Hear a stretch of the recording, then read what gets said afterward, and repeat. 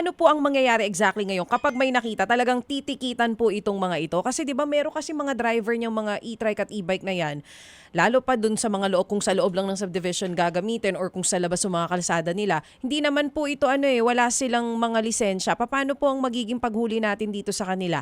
Ano mismo ang Okay. violation nila? Okay, ganito po, no. Kasi yung ginagamit legal basis po namin dito, yung 4136, RA 4136, at saka ho yung Joint Administrative Order 2014 ng MMDA na bawal po talaga sila sa mga major national highways.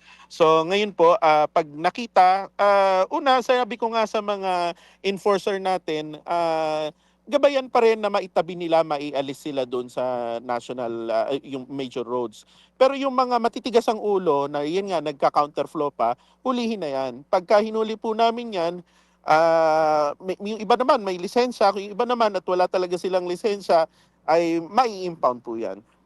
Yun, at least malinaw po ngayon. Oo. So yung may lisensya, Oo. titikitan. Ang walang lisensya na nagdadrive ng e-bike kapag dumaan doon sa mga major roads na nabanggit nyo, impounded automatic yung kotse. Ay, yung kotse, yung pong Opo, e-bike. Mhm. opo. Pero hangga't maaari, sinabi ko nga po sa kanila, yung mga kababayan natin, i-guide ninyo, tulungan ninyo kung may pagkakataon silang umalis doon, pumunta sila sa inner roads, pumunta sila sa inner roads kasi marami naman silang madadaanan. Pero kung yung mga pasaway po ayaw po talaga nilang matigas ang ulo, i-insist po nila yung gusto nila, kagaya nga po yung nag-viral video, naka-counterflow pa sa EDSA, ay yun po ay dapat ini-impound. Sino ho mag-i-impound, sir? Sinong agency po ang may impounding facility?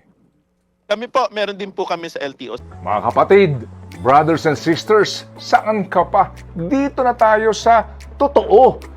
Dito na tayo sa True FM. Mga kapatid, mag-subscribe and follow po kayo sa social media accounts ng True Network PH. Yan po kami. Hanapin nyo lang True Network PH, Facebook, Instagram, YouTube, TikTok, and podcast. Mapa Apple or Spotify man yan, mahahanap nyo kami. Lahat ng mga napapanood at napapakinggan nyo po sa programa, nasa social media accounts namin yan. So, paano mga kapatid? See you sa social media!